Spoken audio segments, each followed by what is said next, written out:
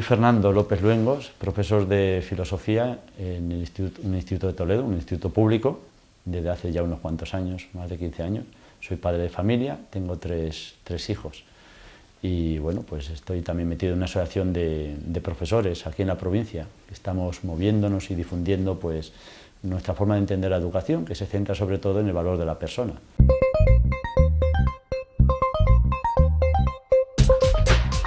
Pues es una asignatura puesta dentro de un sistema educativo, la LOE, que está hecho con una intención política, una intención ideológica, y está hecha con la excusa de imitar lo que se está haciendo en Europa.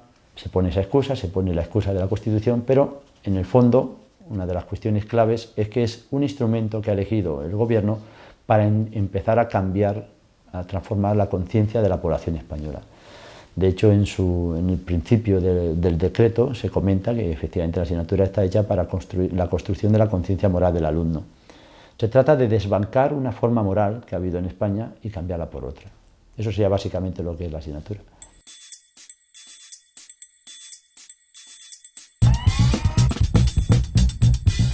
Hombre, es un tema muy duro y cruel. Duro porque es una asignatura que se mete claramente de forma ideológica, ¿no? Y es cruel porque lo hace desde a tus hijos, ¿no? Yo tengo los niños míos, todavía no les va a tocar, el mayor tiene 6 años, ¿no? Pero a mí me duele mucho, por un lado, o sea, si hago la comparación de profesor y padre, me duele mucho que a los alumnos les quieran meter esa asignatura, me duele mucho que se quiten horas de filosofía y de otras materias para meterlo, y me duele mucho que con excusas estúpidas de que si la Constitución y cosas así, que no es verdad, pues quieran meter ahí un adoctrinamiento, pero como padre me repugna, o sea, me subleva, es una cosa que lo llevo muy mal. O sea, pensar que a mis hijos, la sociedad en la que van a estar mis hijos, va a estar mezclada de esos valores, de esa forma de entender la vida, que hay gente que la tiene de esa forma, yo lo respeto, pero luego a mí me parece nefasta, pues a mí eso me repugna, ¿no? Y me subleva, y de hecho pues eso es lo que me ha hecho a mí decir, bueno, hasta aquí hemos llegado, ¿no? Porque con la LOCSE ciertamente hemos tenido que tragar muchas deficiencias del sistema, ¿no? Pero claro, cuando ya se meten en la intimidad de tu hogar, entonces coge uno y dice, hasta aquí hemos llegado. Entonces, pues te juegas el puesto de trabajo, sinceramente, vamos. Yo es una cosa que no tengo ningún problema. O sea, no me importa en ese sentido asumir responsabilidades y decir públicamente que hay cosas que no la voy a dar. Me niego a colaborar con un adoctrinamiento, vamos. Pues como comentaba, en una ocasión, para explicarme mejor, en una ocasión un compañero de aquí del centro, ya no está aquí, pero me decía lo siguiente, era a raíz de no sé qué problema de profesores, no recuerdo el caso, pero sí que recuerdo la frase que me decía, es que ya está bien, deberíamos un día plantarnos y decir que no lo hacemos, ¿no? Entonces yo le miré y le dije, ¿y por qué no lo hacemos? Y me contestó, yo es que tengo hijos, yo no puedo jugarme el puesto de trabajo.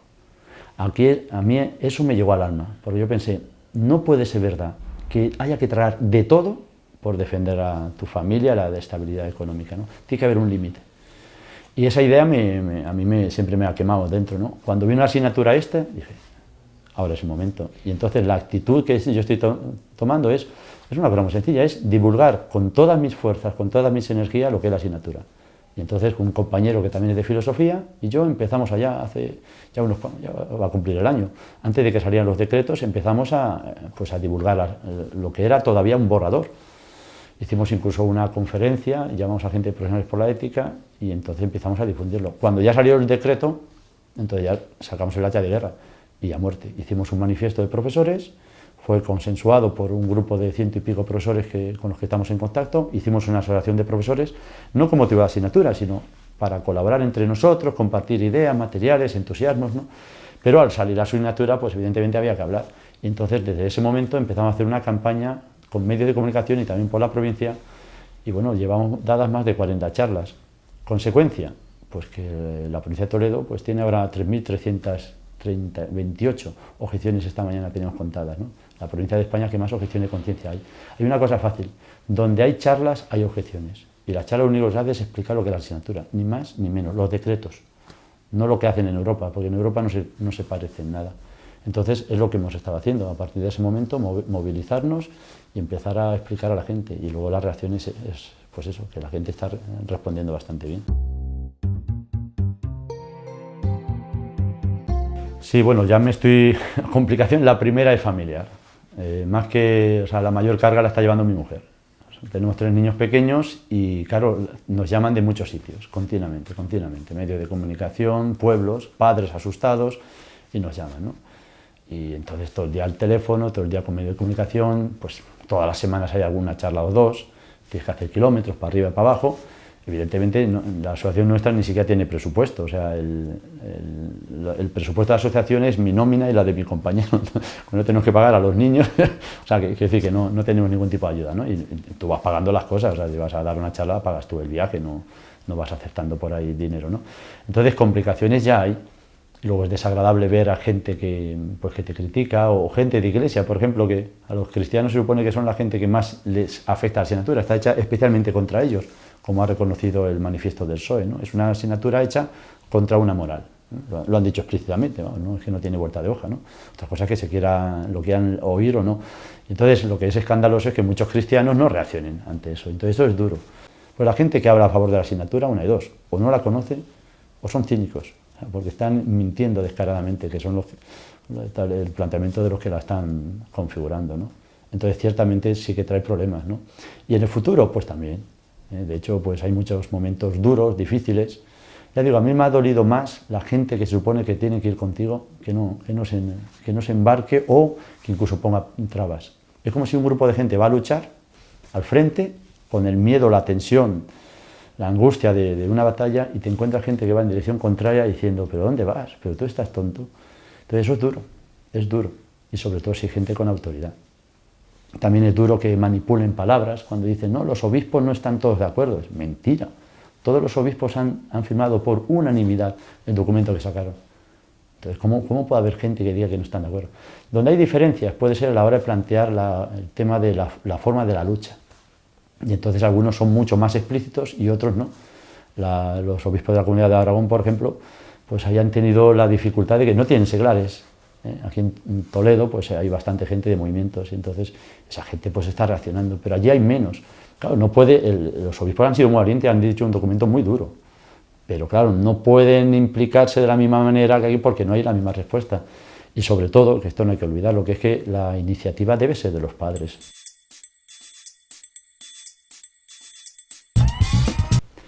Ese es el punto, efectivamente, en el que no se puede, o sea, en el que uno se tiene que sublevar, porque la conciencia está por encima de eso, ¿no? Hay dos formas de entender la educación. Hay gente, como son la gente del gobierno, que consideran que los padres deben colaborar con el Estado en la educación de los niños. Los padres colaboran con el Estado. Pero hay otros que pensamos que es el Estado el que debe colaborar con los padres. Que los primeros responsables son los padres.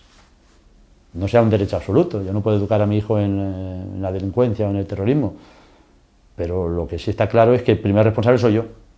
Dentro de la Constitución, dentro del respeto a los valores constitucionales, yo tengo que decidir la educación moral de mi hijo, no el Estado. No el Estado. Y en esta asignatura, en el presupuesto inicial, se explica con claridad, se trata de la construcción de la conciencia moral del alumno. Este es el objetivo. En la asignatura de ética anterior había una frase parecida, pero hay una diferencia abismal, que después de la frase, en el decreto de la LOCSE anterior, de la asignatura de ética, después de la frase se explicaba que no se puede adoctrinar, que tiene que ser neutral ideológicamente, pero en esta asignatura no se dice nada de eso. Y a continuación se empieza a meter temas que tienen un profundo significado moral. Por ejemplo, la identidad personal. El alumno se le debe explicar qué es su identidad. O sea, ¿el Estado va a decir a mi niño quién es él? Depende de la visión que tenga del hombre, de la visión que tenga de felicidad. ¿Ahí se va a meter el Estado? Pues en esta asignatura se va a meter. Hay un tema que es educación afectiva y emocional. Se tiene que evaluar los sentimientos, las actitudes del niño, no los contenidos solo, las actitudes. Y eso hay que evaluarlo, los afectos, los sentimientos. Luego también hay todo un rebufo, un tufillo, de lo que es un relativismo moral. O sea, es imponer el relativismo. Viene a decirse que las cosas son buenas o malas, no en sí, sino porque lo decida la mayoría. Esto es una aberración. Es una opción democrática, o sea, puede haber demócratas que consideren que el relativismo es la verdad, pero hay demócratas que consideramos que el relativismo es una falsedad. Pegar a una mujer es malo, lo digan o no las leyes. Para el relativismo, pegar a una mujer es malo cuando lo digan las leyes. Pues esto es lo que plantea la asignatura, o sea, el bien y el mal no existen. La asignatura no hace ni una sola mención de la verdad, ni una sola mención de la autoridad de los padres, ni una sola mención del bien, ni una sola mención de la naturaleza humana. Y lo único que comenta en la asignatura es que hay un referente ético obligatorio para todos. El bien y el mal lo deciden los derechos humanos. Vamos a ver, los derechos humanos son una conquista buena, positiva, pero no son el referente del bien y del mal. Al revés, los derechos humanos se basan en el bien y el mal. Es lo contrario.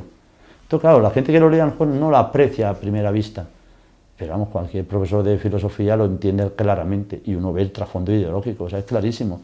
O sea, se trata de adoctrinar a los alumnos para que consideren que no existe bien y mal, por lo tanto, que no hay que buscarlo. Hombre, yo desde luego el convencimiento que tengo es diferente y ciertamente yo no pretendo imponer a nadie. Aquí en el Instituto Público soy neutral ideológicamente, nunca les doy las soluciones porque son menores.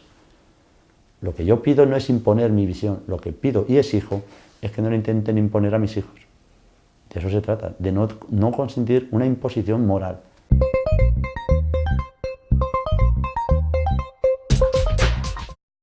Hombre, la Iglesia desde febrero escribió un documento, bueno, ya antes se había pronunciado diciendo que era una amenaza. Claro, antes de que salieran los decretos, claro, no se sabía, había que esperar los decretos, pero los borradores ya eran una amenaza. Cuando salieron los decretos, el 27 de febrero creo, hubo una pronunciación muy clara de los obispos diciendo que esta asignatura no se puede tolerar ni en el fondo ni en la forma. O sea, ni el hecho de imponer una moral, ni encima que esa moral es falsa, que es justo lo que también nosotros hemos comentado. Entonces, los obispos, por unanimidad, que los medios afines al gobierno dicen que no hubo una mentira, por unanimidad los obispos dijeron esto. Ahí no ha habido la menor diferenciación entre los obispos. Donde sí que luego hay estilos diferentes en la hora de trabajar contra la asignatura, ¿no? Esta fue la primera ocasión de los obispos. La segunda todavía fue más contundente, porque ya se menciona explícitamente la objeción de conciencia como uno de los recursos, no el único. Los seglares cristianos harán muy bien en implicarse y luchar con todos los medios legales a su alcance contra la asignatura. Y entre los medios, dicen textualmente, está la objeción de conciencia.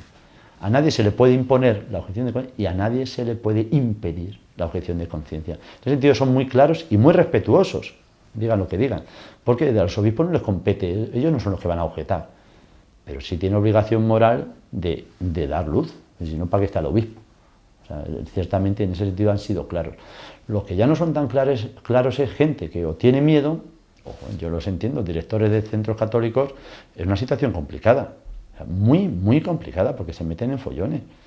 Pero claro, entre la estabilidad de su colegio y ser fieles al Evangelio, pues todavía hay una escala de valores, y yo lo tengo claro. Lo que pasa es que eso es a costa de, en fin, lo de los primeros cristianos, ir a por todas.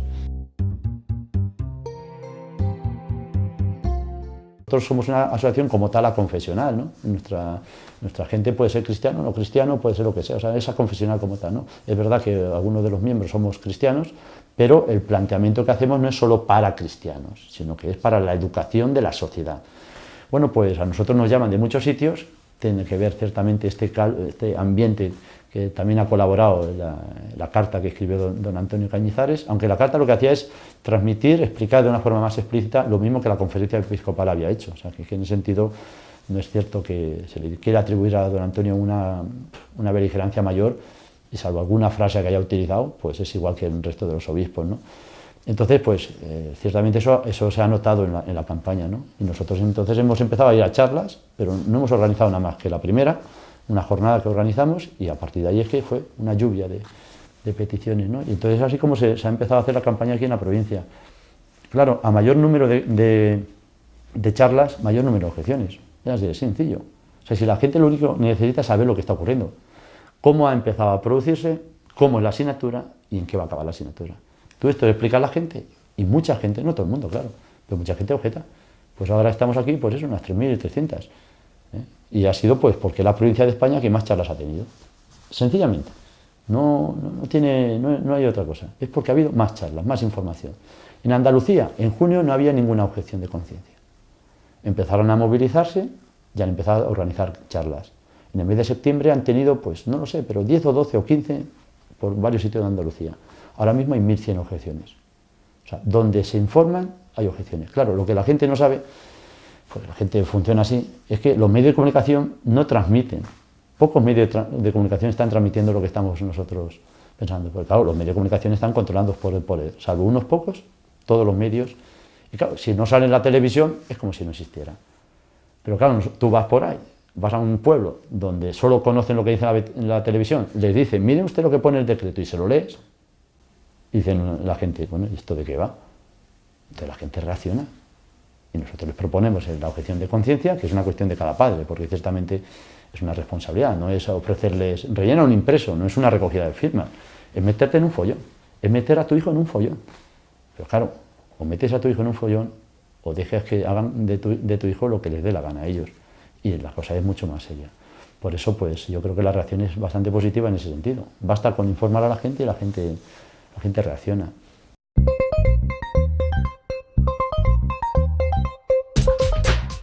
Pues hombre, es evidente que no, pero vamos, por sentido común, porque la mayor parte de los medios de comunicación están al servicio del Estado, del gobierno. Entonces hay algunos medios que no, muchos medios, pero claro, son los mínimos, están haciendo una campaña, porque están hablando de la realidad. Nunca en la historia de Europa había habido un movimiento de objeción de conciencia tan fuerte como este, ya hay unas 20.000 objeciones en España. En toda la historia del servicio militar se llegaron, pues creo que eran a 70.000 objeciones, pero en muchos años, en más de 10 años. Aquí en solo 4 o 5 meses hemos llegado a 20.000. Esto nunca había ocurrido en Europa. Pero la gente no conoce esto. Estoy seguro que muy poca gente sabe que hay 20.000 objeciones en España. Estoy seguro que muy poca gente sabe que en Toledo tenemos 3.300 objeciones. Las 20.000 no las he contado yo, de las de España, pero las 3.300 de Toledo sí que las he contado yo. Porque yo tengo información, nuestra asociación tiene contactos con todos los pueblos a los que vamos a dar charlas, y de cada colegio de los que conocemos, que son unos 60 y tantos, son pocos, porque aquí en la provincia son 300, de los 60 y tantos nos mandan información. ¿Qué de comunicación está? Lo triste es que la gente cree que lo único verdadero es lo que le transmiten los medios de comunicación. Claro, uno por uno lo tenemos apuntado, y son 3.300, o sea, yo doy fe de eso. ¿Y eso quién lo sabe? Eso en que esta asignatura lo llevamos crudo. Por eso es importante lo que decía al principio, que la gente debe leerse los decretos, leerse materiales, enterarse de qué va la asignatura y luego actuar.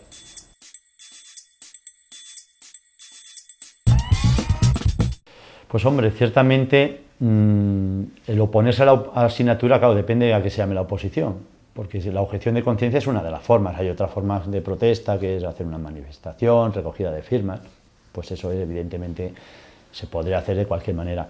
Lo más contundente, lo más problemático es la objeción de conciencia. La objeción de conciencia es una cuestión seria, o sea, no es como llegar al instituto y rellenar impreso matrícula y decir, yo no quiero la asignatura, como el que elige religión o la alternativa, porque eso es optativo. No, esto es que es obligatoria. Entonces, si tú no quieres darla, estás incumpliendo la ley. Bueno, no es incumpliendo la ley, me parece que hacer un delito, no se comete un delito, aquí la gente se confunde, sencillamente te estás exponiendo a un suspenso. El planteamiento nuestro es que hay una ley que está por encima de la LOE es la ley de reforma educativa de ahora, y esa ley que está por encima de la Constitución. La Constitución dice en el artículo 27.3 que los padres tienen derecho a educar a sus hijos en sus propias convicciones morales y religiosas. Evidentemente en el contexto de la Constitución, no educar al hijo en terrorismo, pero dentro del contexto constitucional, o sea, de los valores de la Constitución, son los padres los primeros responsables. Y junto a ese artículo 27.3 está el 16, donde se dice que los ciudadanos tienen derecho a sus propias convicciones, no sé textualmente, libertad ideológica y de conciencia, artículo 16, ¿no? Claro, si esto es así, esto es un timbre pasajero, si esto es así, pues eso quiere decir que si una ley va contra tu conciencia, tú puedes plantear objeción de conciencia. Claro, ciertamente solamente está regulado la objeción de conciencia del servicio militar. ¿No? Pero cuando empezó el servicio militar no era así. Al principio eran 4 objetores y acaban en la cárcel. Luego fueron más, y entonces no acaban en la cárcel, pero le juzgaban. Luego fueron más, y ya no le juzgaban. Inventaron el servicio social sustitutorio. Luego fueron más, y quitaron la ley.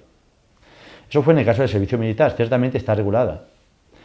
Pero es que resulta que el Tribunal Constitucional, que ese tribunal sí que sienta jurisprudencia, un Tribunal Superior de Justicia de Castilla-La Mancha o de Andalucía no sienta jurisprudencia, lo que haga el de Andalucía a lo mejor el de Castilla-La Mancha no lo ve, pero el Tribunal Constitucional sienta jurisprudencia, lo que dice es parte de la ley, y el Tribunal Constitucional ha dicho exactamente lo siguiente, que la objeción de conciencia se deriva directamente al artículo 16 y por lo tanto es aplicable directamente aunque no esté regulado.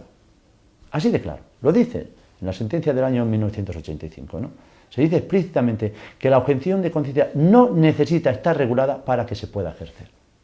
Ciertamente, tú la ejerces y luego apelas para que sea al final, después de todo un proceso judicial, que el Tribunal Constitucional tenga esa razón. Ciertamente, él es el que decide, el Tribunal Constitucional, si es constitutivo esta petición tuya de objeción de conciencia o no. Pero no hace falta que esté regulado. Y de hecho, un ejemplo clarísimo, en el aborto no está regulado.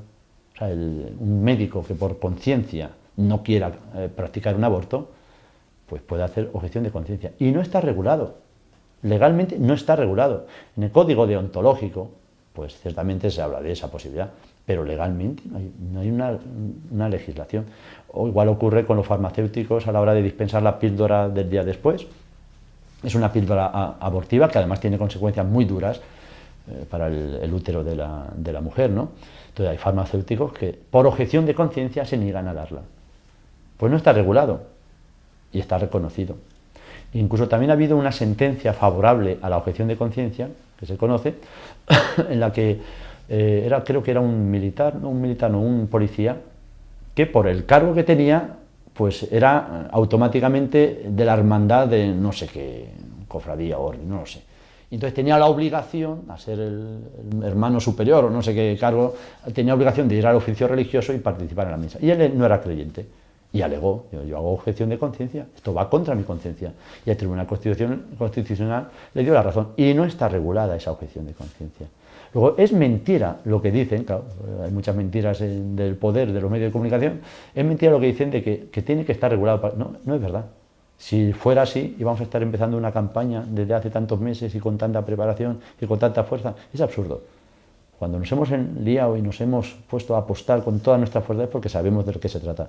Entonces es una batalla que tiene que llegar incluso a los tribunales, que es lo que queremos. O sea, queremos que se nos respete un derecho constitucional, ni más ni menos. Que den la asignatura al que la quiera, de acuerdo. Ya me parece mal, pero eso yo ahí no voy a protestar. Pero que no obliguen. El corazón del hombre es capaz de buscar lo mejor, porque la conciencia sigue siendo libre. Porque a pesar de la imposición, basta que haya imposición para que uno grite libertad. Y porque es posible que cuando uno está convencido de que por encima de todo está el bien y el amor a sus hijos, no le importa llegar hasta el final. Por lo tanto, esto es un signo de esperanza. Pero la esperanza no es posible sin sufrimiento. Y la gente está equivocada cuando cree que las cosas le solucionan desde arriba. Me hace gracia y me fastidia que la gente diga, no va a pasar nada, como ganará Rajoy y quitará la asignatura. Eso es una estupidez, porque es la mentalidad de que nos solucionen las cosas. Esto es de nosotros. La esperanza consiste en que uno asume el reto del sufrimiento para conseguir el bien. Y eso es lo importante, y por eso la esperanza es valiosa. Y por eso, aunque estamos cansados, llevamos mucho tiempo trabajando, y a nivel nacional, y me acuerdo en el correo, gente que se pega unos viajes tremendos para dar charlas a Canarias, a Valencia, o sea, a varios sitios de España viajando. Estoy agotado, pero estoy entusiasmado. Es que el lema nuestro, o sea, estamos bastante cansados por la tralla que llevamos, pero es entusiasmante. Luego la esperanza, este es el momento de la esperanza.